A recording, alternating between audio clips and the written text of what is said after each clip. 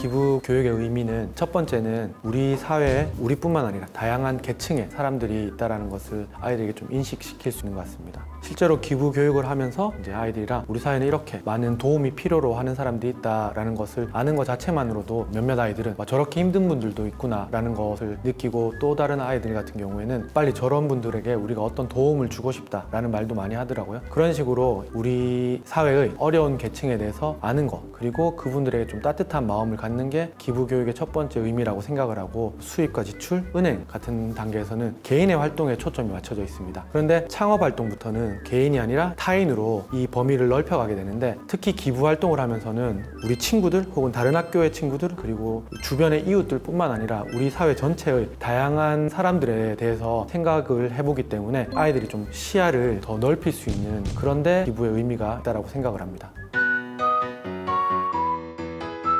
용돈을 주면서 그 중에 일부분을 가지고 기부를 할 수 있는 방법이 있는데, 단순히 돈을 기부하는 것 자체도 물론 의미는 있지만 그것보다 조금 더 교육적 효과를 높이기 위해서는 어디다가 기부할지 그 기부처에 대해서 아이와 함께 조사를 해보고 공부를 해볼 수 있을 것 같습니다. 그걸 통해서 많은 힘든 분들에 대해서도 알 수 있고, 그리고 아이들이 그런 분들에 대해서도 더 관심을 가질 수 있기 때문에 이런 조사 활동부터 해서 실제 기부까지 이렇게 이어지는 것들을 한번 해보시면 좋을 것 같습니다. 실제로 저와 제 딸 같은 경우에는 그렇게 조사 활동을 통해서 초록우산을 통해 가지고 기부를 하고 있는데, 거기 보니까 저희 딸이랑 거의 나이가 비슷한 학생이 어려움을 겪는 사례가 있더라고요. 그래서 그 학생을 돕기 위해서 저희가 기부를 하고 있습니다.